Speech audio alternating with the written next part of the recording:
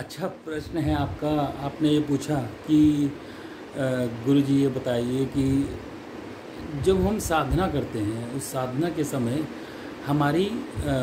हम साधना ऐसा क्यों करते हैं और क्या साधना करने का अभिप्राय है और उससे क्या हमारी आयु पे क्या इफ़ेक्ट पड़ता है।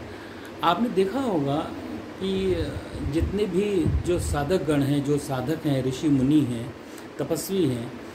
जब हम साधना करते हैं तो उस साधना में हमारी जो आयु है वो आयु हमारी उसमें काउंट नहीं होती। साधना के समय आयु काउंट नहीं होती और जो हमारा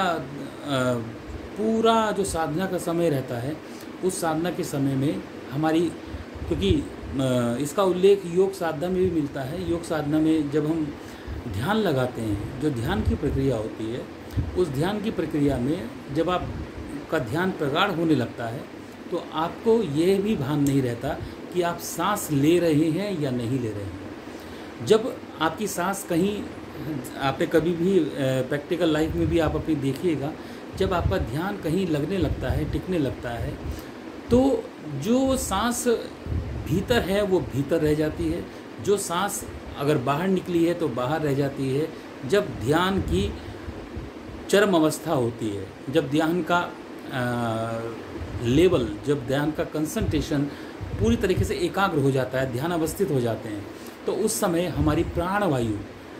कहीं पर या तो भीतर रुक जाती है जिसको हम प्राणायाम बोलते हैं, और या फिर हम बाहर रुक जाती है, चाहे वह बाह्य अभ्यंतर प्राणायाम हो, बाह्य प्राणायाम हो, तो उसमें हमारी प्राणवायु रुक जाती है। प्राणवायु रुकने के कारण जो हमारे ईश्वर ने सांसों की गिनती दी है, जो आज साइंस भी ये कहता है, विज्ञान भी ये कहता है कि आप अपनी आयु को डायग्नोस कर सकते हैं। जब एक बच्चा पैदा होता है तो उसकी हार्ट बीट से हम डायग्नोस कर सकते हैं कि उसकी आयु कितनी है। ठीक उसी प्रकार से जब हम आयु डायग्नोस कर देते हैं तो उससे हमें पता चल जाता है उसकी सांसों की गिनती कितनी है, सांस कितनी है, वो व्यक्ति कितना जीवित रहेगा। ठीक उसी प्रकार से जब हम ध्यान करते हैं तो हमारी जो सांसों की जो गति है, जो सांसों का आवागमन है, वो सांसों का आवागमन कहीं रुक जाता है। सांसों का आवागमन रुक जाता है जब हम ध्यान की प्रगाढ़ अवस्था में होते हैं। तो उस समय रुकने के कारण हमारी जो है, जो आयु है, वो आयु बढ़ जाती है। आपने देखा होगा ऋषि मुनि जितने भी होते हैं, वह ऋषि मुनि